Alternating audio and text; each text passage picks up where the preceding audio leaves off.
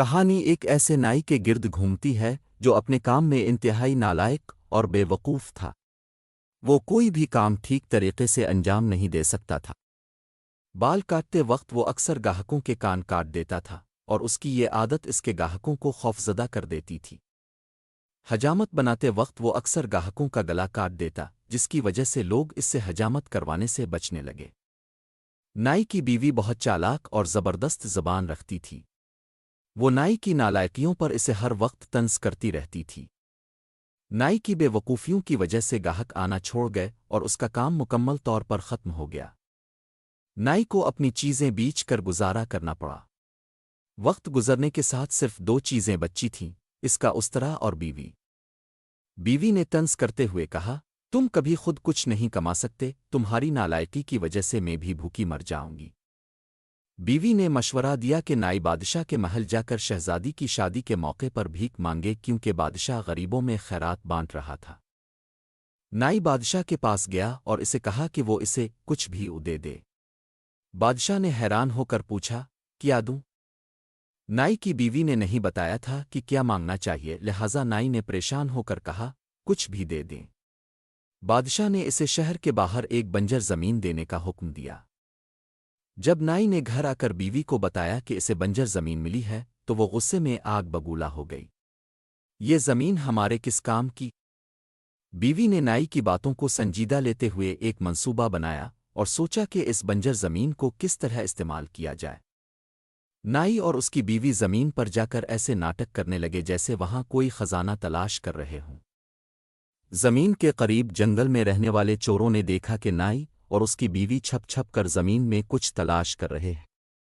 چوروں کو شک ہوا کہ وہاں خزانہ دفن ہے اور نائی کی بیوی اسے تلاش کر رہی ہے۔ چور رات کو آئے اور اپنے بیلوں سے زمین میں خزانہ ڈھونڈنے کے لیے ہل چلانے لگے۔ صبح نائی اور اس کی بیوی نے دیکھا کہ زمین مکمل طور پر تیار ہو چکی ہے۔ بیوی بہت خوش ہوئی اور سوچا کہ اس میں بیج بو دیے جائیں۔ نائی کی بیوی نے ادھار بیج لے کر زمین میں بو دیے اور دعا کی کہ فصل اچھی ہو۔ زمین زرخیز نکلی اور ہل بھی بہت اچھا چلا تھا، جس کی وجہ سے فصل بھی خوبصورت اور بہترین پیدا ہوئی۔ جب چوروں نے یہ دیکھا کہ فصل تیار ہو گئی ہے تو وہ نائی کے گھر پہنچے اور کہا کہ انہیں فصل میں سے ان کا حصہ چاہیے، کیونکہ انہوں نے ہل چلایا تھا۔ نائی کی بیوی نے ہنس کر کہا، میں نے تو تمہیں پہلے ہی کہا تھا کہ زمین میں خزانہ دفن ہے، مگر تمہیں وہ نہیں ملا۔ نائی کی بیوی نے چوروں کو بے وقوف بنا کر سونے کے بجائے مٹھائیوں کے نیچے آملے چھپا دیے تھے، جنہیں چوروں نے مٹھائی سمجھ کر کھا لیا۔ چوروں نے آملے کھا کر ناک چڑھا لی اور انہیں اندازہ ہو گیا کہ انہیں ایک بار پھر بے وقوف بنایا گیا ہے۔ ایک چور نائی کے گھر چھپ گیا تاکہ رات کو دروازہ کھول سکے اور سونا چرا سکے، مگر نائی کی بیوی نے اسے دیکھ لیا۔ نائی کی بیوی نے ایک نئی چال چلی اور اپنے شوہر سے کہا کہ سونا نیم کے درخت کی اونچی شاخوں میں چھپا دیا ہے۔ چور رات کو درخت کے نیچے پہنچے اور ایک چور درخت پر چڑھنے لگا۔ درخت پر شہد کی مکھیوں کا چھتا تھا۔ چور جیسے ہی اوپر پہنچا، مکھیوں نے اس پر حملہ کر دیا۔ ایک ایک کر کے سب چور درخت پر چڑھتے گئے اور مکھیوں نے سب کو ڈنک مار مار کر زخمی کر دیا۔ نائی کی بیوی نے آخری چال چلتے ہوئے چوروں کے سردار کو زبان کٹوا دی۔ مکھیوں کے ڈنک اور زبان کٹنے کی وجہ سے چور بھاگنے پر مجبور ہو گئے۔ چور بادشاہ کے پاس گئے اور نائی کے خلاف انصاف کا مطالبہ کیا۔ نائی کی بیوی نے بھی اپنا مقدمہ پیش کیا اور چوروں کی ناک بطور ثبوت بادشاہ کو دکھائیں۔ بادشاہ نے چوروں کی کہانی سننے کے بعد انہیں جیل میں ڈال دیا اور نائی کو وزیر اعظم مقرر کر دیا۔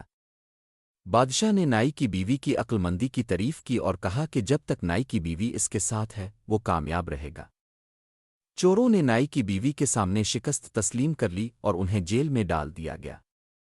نائی کی بے وقوفی کے باوجود اس کی بیوی کی چالاکی نے ان کی قسمت بدل دی۔ نائی کو وزیر اعظم بننے کا موقع مل گیا اور اس کی زندگی بہتر ہو گئی۔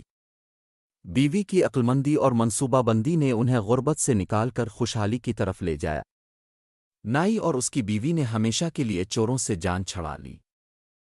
آخر میں نائی اور اس کی بیوی خوشحال زندگی گزارنے لگے اور ان کی قسمت مکمل طور پر بدل گئی۔